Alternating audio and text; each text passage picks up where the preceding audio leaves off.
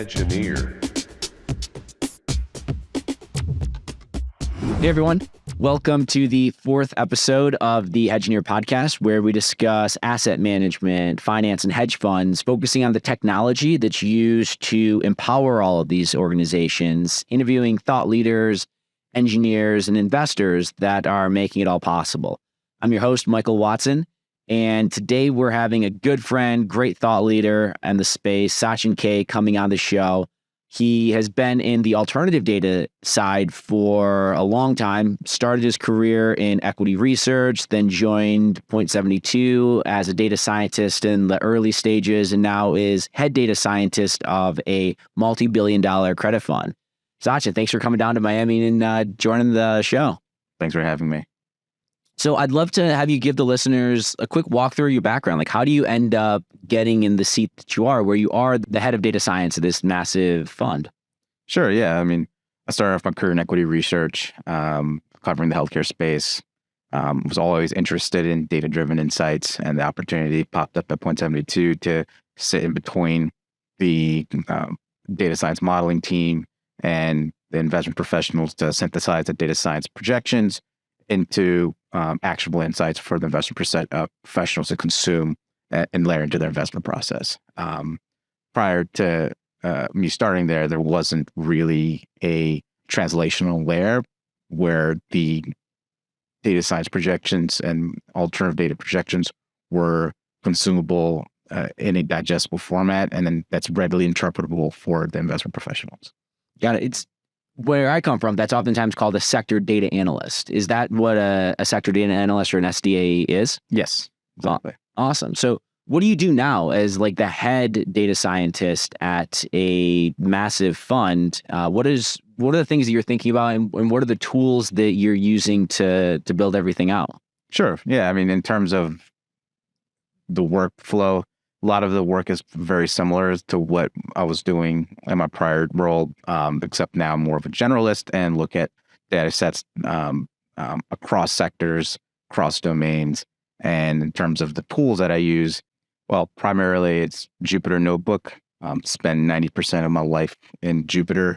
But in terms of other technology and tech stacks, there's always AWS and as an S3 as a file storage system.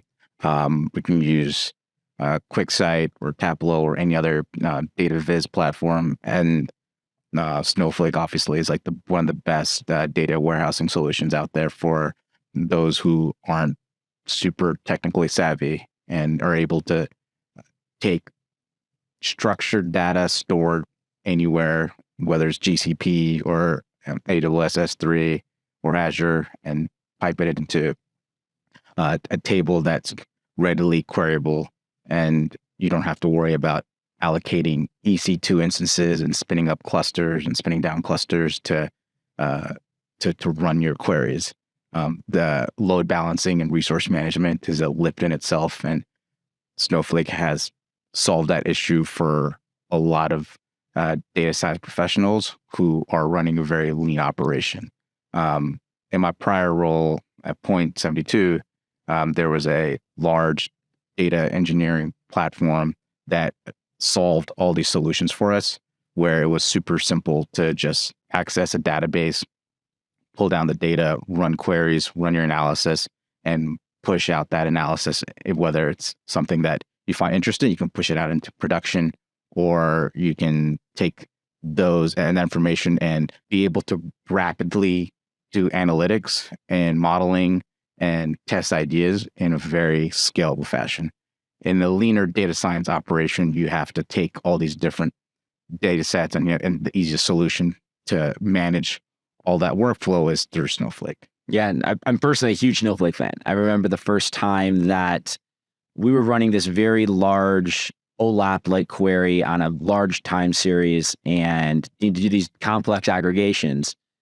We had a couple different on-prem solutions, and we just dumped it into Snowflake and ran the query through like an 8x large at it, and it finished it in like 15 minutes, when the alternative was taking, let's say, like 8 hours. And there's obviously an interesting model that Snowflake has around that, where it's like, hey, like we can run any query that you want if you're willing to pay for it. And they're not in the business of necessarily helping you optimize that query, because you using more compute means more money coming into their pocket. So personally, huge Snowflake fan. Think they do an awesome job at being able to abstract away a lot of the complexity with incredible engineering and great UX. But the downside is how do you actually manage all of the costs associated with this really powerful tool once anything is really possible? But yeah, huge Snowflake fan. On the Jupyter front, also huge Jupyter fan. I remember when I realized that the Jupyter notebook is completely customizable with plugins. That's like the web interface that you see within Jupyter is completely manipulable with plugins. So if you wanted to add in a button that would go through and look at all of your code and maybe copy it out and store it somewhere or use it in a unique way, that the Jupyter plugin system is very flexible. You can modify the entire DOM of the UI. So you can start creating these unique user experiences on top of Jupyter. Like Papermill came out of Netflix for notebook scheduling and being able to like create a notebook, store a lot of the metadata in it, give it to somebody else, and have that metadata kind of transfer with it is a really interesting way of doing research. And I think that it's already kind of embedded its role within the data science and research process, but I think that we're only starting to scratch the surface what's really possible with it. I think there's one of the coolest projects that I've seen recently is something called Jupyter Lite, where you can run a Jupyter notebook and it's using a Python interpreter that's compiled down to WASM, WebAssembly. It runs in the browser. So there is no backend server. You're just writing Python code in a notebook and it is all executing in the browser without a backend server. You can then take that notebook, send it over to somebody else. It includes the compiled Python interpreter within WebAssembly in it, and they can open it up and just execute it in anywhere in the world, as long as they have access to the underlying data. But that underlying data could be a SQLite table that a user would be able to query. So like the things that you can do, I think now with Jupyter, especially within Python in the browser, is going to be, I think, really transformative in terms of how these pipelines look in the future. There's one database that I'm personally a huge fan of recently. It's called Materalize.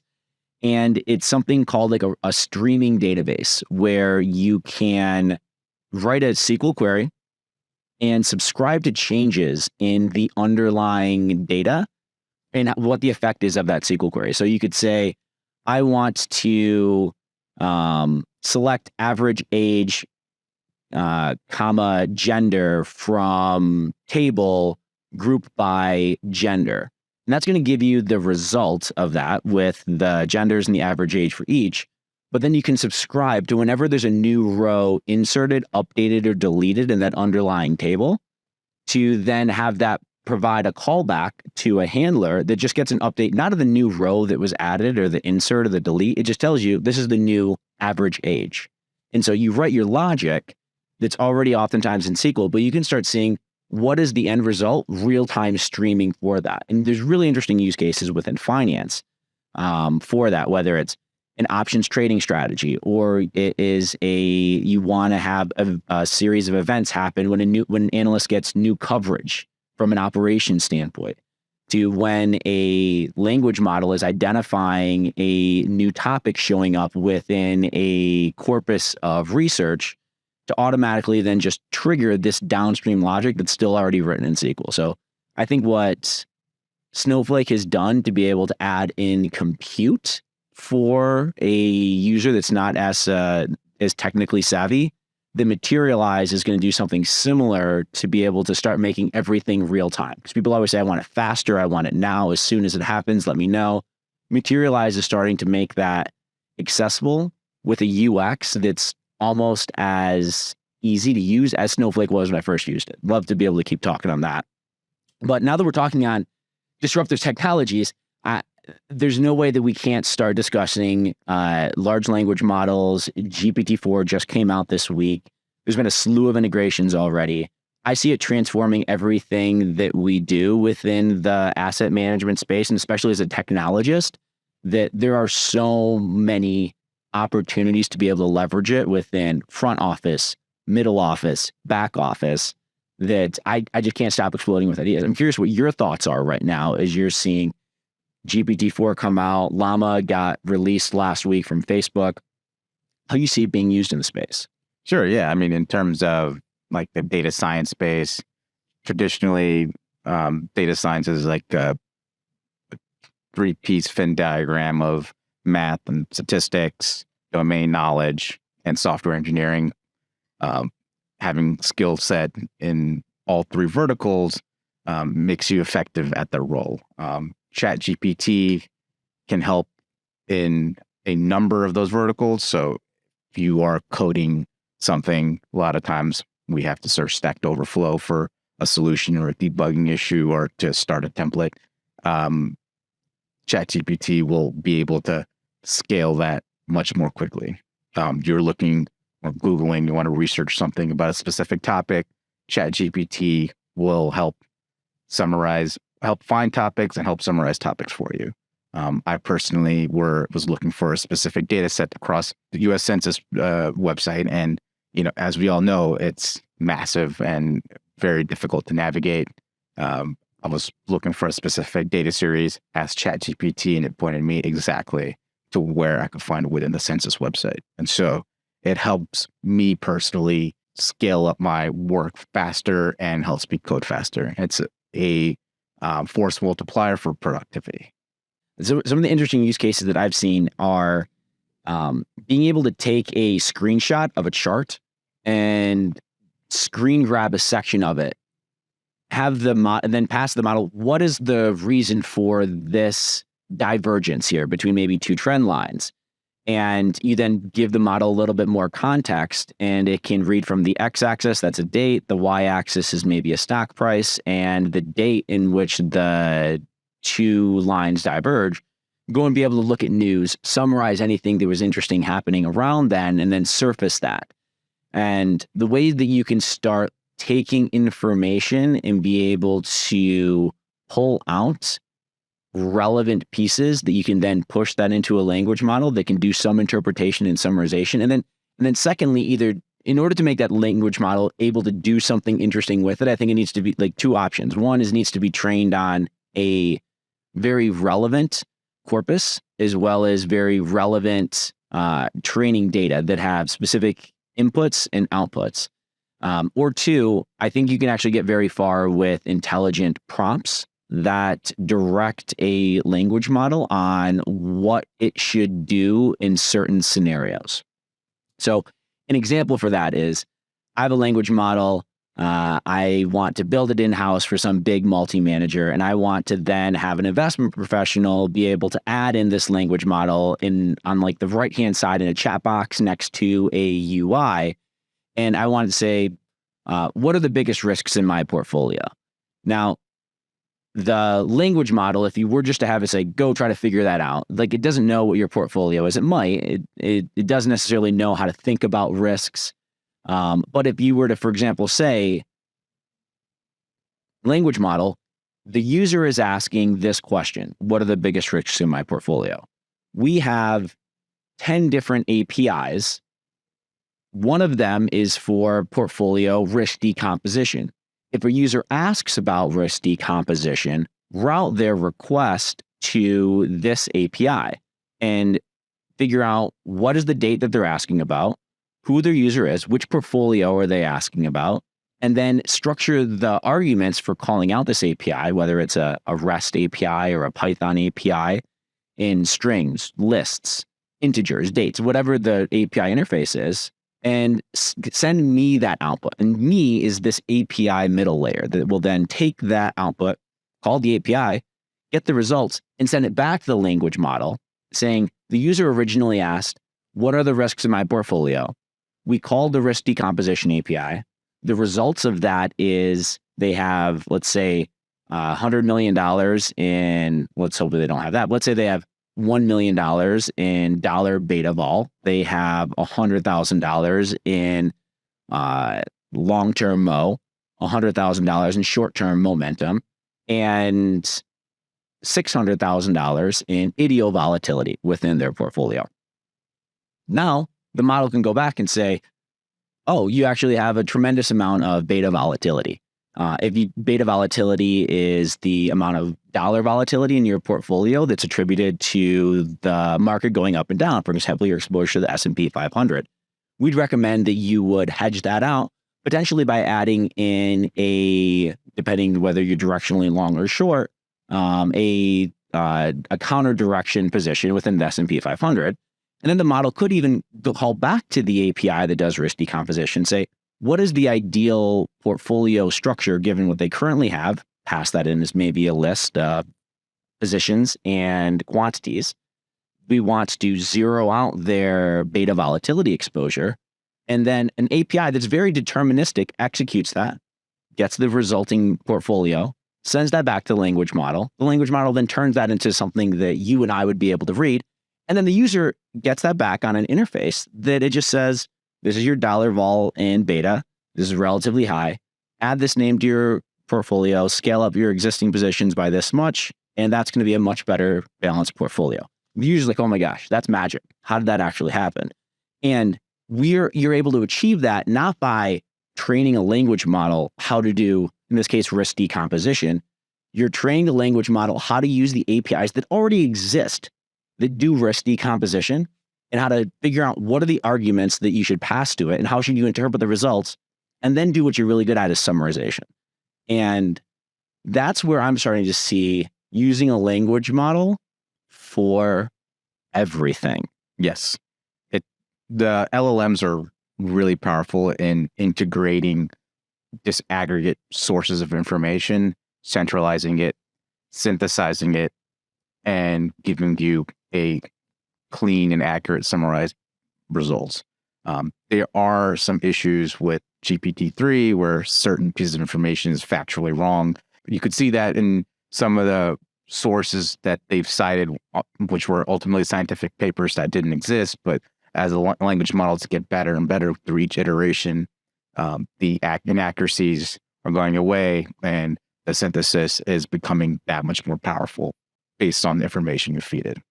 At least in the asset management space or in like on the data science side, structuring data, we work with primarily structured data, but there are times when there is lots of unstructured data that needs to be synthesized and cleaned up in a way that you can analyze. And one way you could do it is take billing information of credit card transactions and mapping it based on like the abbreviated billing description. What is the location? What is the date? What is the venue? What is the merchant? Potentially, what is the city? What is the state? And before, that required a massive team of regex professionals where they were able to capture close to 99% accuracy with lots of legwork. But ChatGPT could potentially take that and have much higher accuracy with potentially less effort. Mm-hmm. And so being able to do it scalably across all the different vendors is something that's super interesting. Like one example is like Ann Taylor Loft. But if you look at it on the billing description, it's really hard to disaggregate that. But you have to have a very custom regex filter to filter out those transactions. Then you have a separate regex filter for other merchants out there that may not be as clean. But ChatGPT can take all this information and automatically map those unstructured data into a structured format to analyze. Love that. And for the listeners that didn't quite follow what Sachin was explaining, there are large data sets that aggregate consumer credit card transactions that have how much money was spent and then a description about the transaction, which is the same thing that you might see on your checking account balance or your credit card statement. And Sachin was giving examples how sometimes people will use a regular expression to be able to identify where was that money being spent? What was it being spent on? And for a long time, human beings would put those in, and then there were starting to be these more intuitive and intelligent models that were being applied. Can they beat a human being? And if you were to go back several years, the human being was better. I'd be curious now, because there is a lot of nuance in that. I don't want to go into the details, but it is very, very, very nuanced. And how can a machine kind of get some of those nuances without initially being instructed? But if it's able to leverage additional corpus outside of just the domain, but look at news, new store openings, new locations, be able to understand addresses across like North America as well as Europe, South America, that incorporating all that could be really valuable. So there's then the problem of scale. Like, how would you go out and tagging individual records if you do have a language model? You obviously would just only need to be looking at unique descriptions, not every description, but there's also scalability problems. Regular expressions are generally pretty scalable. But yeah, there's no way that you don't start throwing some of these language models at a lot of the problems that you've been trying to solve within, especially the alternative data space, but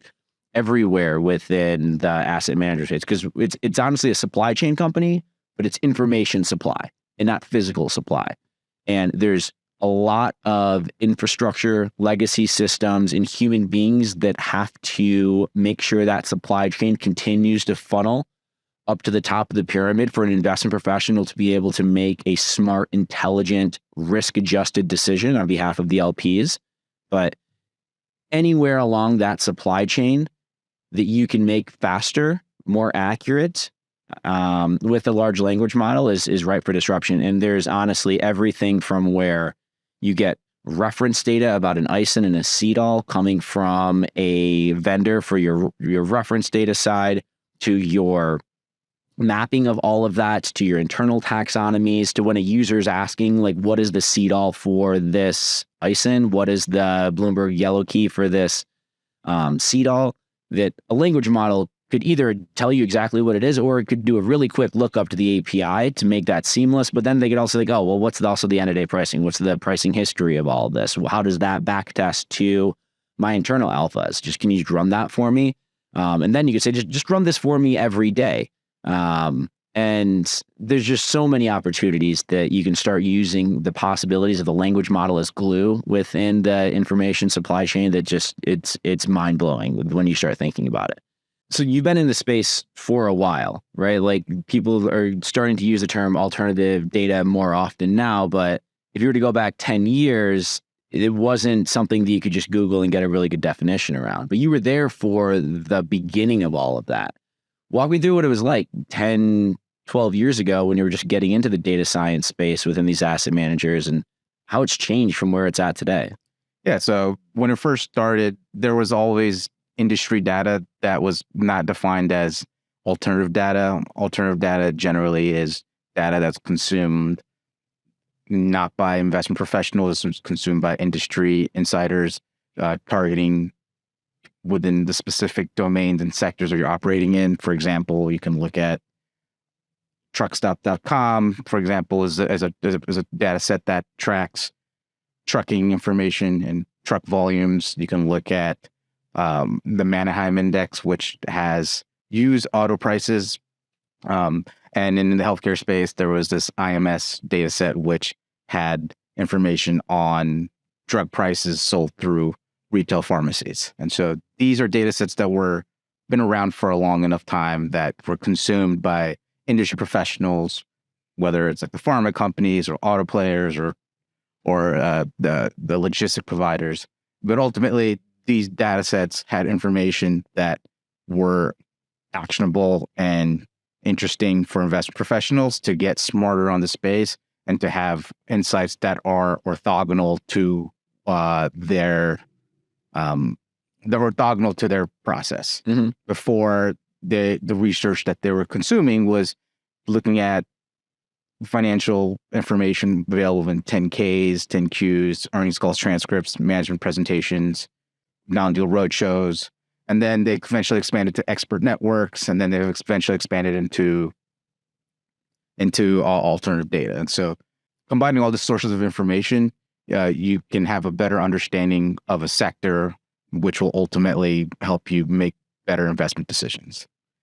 Part of that process, when it comes to alternative data, is to take to ingest massive amounts of data sets that are raw, unstructured, and requires a pretty heavy technological lift to put that into a framework that could be analyzed. Totally. And that's where technologists like you come in and make that possible. Yeah. And so when I first got into the world of alternative data in 2000, let's say 18, there was a lot of secrecy around it. Like people wouldn't say the name of a data set. They wouldn't say who was using it. It was like this world of walled gardens that as an engineer, when you're trying to help make things better, make things faster, make data more reliable, you need to have communication. And early on, there just wasn't a lot of that. But once I was able to build relationships and let people trust you as an engineer, you realize there's just a lot of rat's nest in terms of how a lot of the data pipelines were initially built for these alternative data sets, where it was originally an investment professional that knew that this data's got to be valuable. So they're hacking away in Excel. They then say like, oh, we need to have somebody help us understand this better. They hire in a data scientist and they're going to start maybe using Python for the first time, but they're not going to be able to create something that's reusable for something like healthcare claims or for a credit card data set. And that's when an engineer comes in and says like, hey, a lot of what you're doing is reusable. And there are frameworks that you can create to not make every single data set that you're using something that is ad hoc and piecemeal. And so that's one of the first things that we started trying to transform in like 2017, 2018. One of the favorite tools that I had for that, it's still around. It's called Airflow. It is an orchestration engine written in Python. It's built around batch processing, but it allows you to define your DAG, a directed acyclic graph, in a dependency structure for where's the raw data and coming in from S3, coming in from a file system, FTP, wherever the source is, and what are the systematic transformations that need to happen in order for it to end up in a data warehouse or some sort of structured end database. And up until there were engineers that were starting to bring some of these tools to light to the data science team and the investment professional, like it was kind of scary how all over the place a lot of the technology was. But you haven't just been working within the equity space for your entire career. You now work in the credit space, which there's a lot of dependencies there. Like you're looking at from a macro perspective, a lot of similar things, but from an asset class, it's quite different. And we haven't had anyone on the show yet that has a credit background. So could you walk us through equity versus credit and what are the things that you think about when you're working in the credit space? Sure. Yeah. I mean, in the equity space, from my experience, has been primarily focused on short-term price predictions on specific company KPIs using alternative data sets. There's a lot of efforts and resources in trying to improve accuracy and have low out of sample error and low mean square error in terms of trying to improve model quality. On the credit space, your typical investment, you underwrite a multi-year view because you hold the positions for a much longer time and take larger positions that are held for a longer period of time. In the equity space, you tend to underwrite investments for a 3-month or a 6-month view. So this is a much shorter time frame. And in the multi-manager market neutral space, you're trying to trade around the top line KPIs, but on the credit space, you're trying to really understand the business and you're really trying to understand the sector. And so taking the alternative data sets, you're able to build insights that are not only complementary to the research process, but also orthogonal to the research process. And so there are things that you can do from taking credit card data, for example, and binning it by household income cohort or not household income cohort and aggregating those weights by a specific merchant.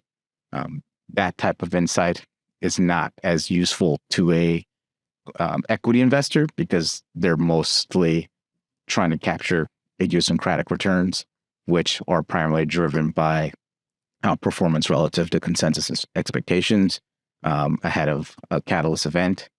On the credit side, you take much larger positions. And so all of these customer lifetime value metrics, all of these asset quality metrics are much more contemplated into the research process. And so thinking about alternative data from insights you can generate that could have a much longer shelf life is like the approach before. While in the equity side, you're mostly focused on highly accurate top line point estimates. Mm-hmm. So for the average listener out there, when they hear credit, they don't necessarily immediately go to a specific type of financial product. So when you say credit, are you thinking about a bond, buying a bank loan, buying a structured product like a CLO of bank loans? What does credit mean to you in terms of the actual investable products?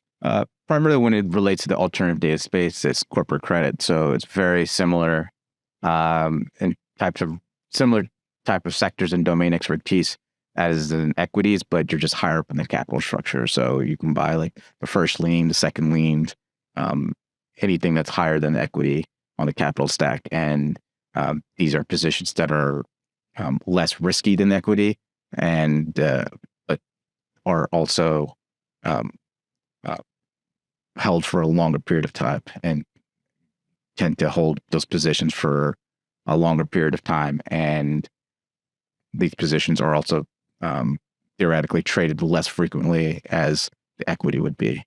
A lot of times when you think about investing in credit and you find an opportunity, you have to have traders to source that paper to bring it in-house. Generally, it's not done through a centralized electronic exchange like a lot of the equity world's done. Mm-hmm. Do you know why that is? I've had various conversations over the years of people talking about off-the-run liquidity for credit products. Bonds just doesn't really exist. And I've never gotten somebody to explain to me why that is. Do you happen to have any thoughts on that? I don't have like a strong view. I'll probably work on like in space where things are less frequently traded. And so once an investment is approved through committee, they spend a lot of time to source paper to ultimately build a position.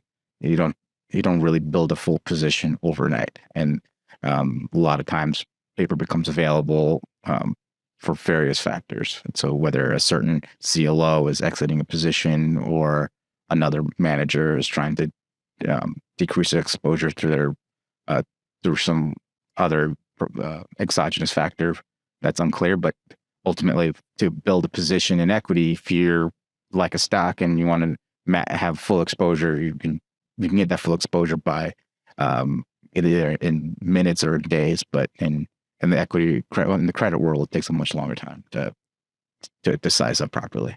So Sachin, question for you, going back to the alternative data side. I'm seeing more high frequency trading firms that are interested in alt data for their use cases. And I've used it from a discretionary perspective where you could think about it sometimes maybe down to an hour, but oftentimes it's time horizons of days, weeks, sometimes months.